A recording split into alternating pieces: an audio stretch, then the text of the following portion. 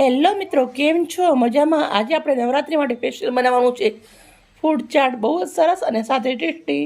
તમે જોઈ શકો છો, મેં જામફળ લીધું છે, સફરજન લીધું છે, કેળું લીધું છે અને પપૈયું લીધું છે. બનાવવાની રીતે આપણે ચાલુ કરીએ. આપણે આવી રીતે સૌથી પહેલાં જામફળ કાપી લેવાનું છે. એકદમ ફટાફટ બની જાય છે, ગેસ પણ જરાવવાની જરૂર નથી પડતી.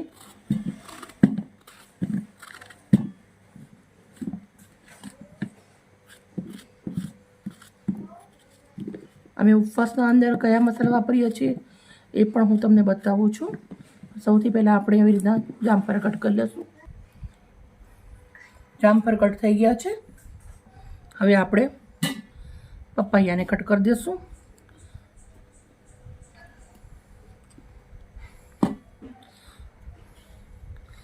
પપૈયું આપણે ઘરથી જ લીધું છે, વાડીમાંથી.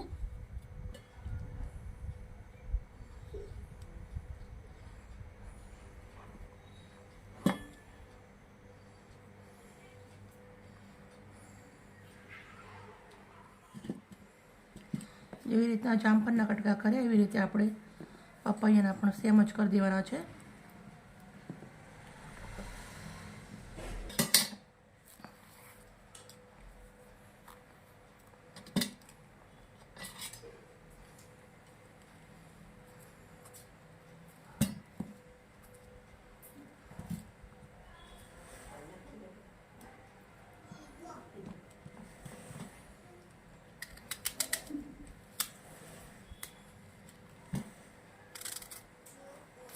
સફરજન પણ આપણે આવી રીતે જ કાપી દેવાનું છે. ફ્રૂટ આપણે મનપસંદ વાપરી શકીએ છીએ.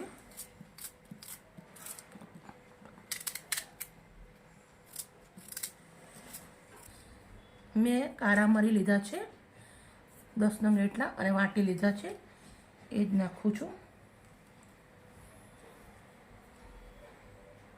પછી આપણે સિંધા મીઠું નાખવાનું છે. સિંધા મીઠું નાખી દઈશું. તમે તૈયાર ચાટ મસાલો બી નાખી શકો છો, પણ ઉપવાસ હોય એટલે અમે ઘરના જ મસાલાનો યુઝ કરીએ છીએ. આવી રીતે મિક્સ કરી દઈશું. મેં સરસ મજાનું એક કેળનું પત્તું લીધું છે, એના ઉપર આપણે આ ફ્રૂટ બધું નીકાળી દઈશું.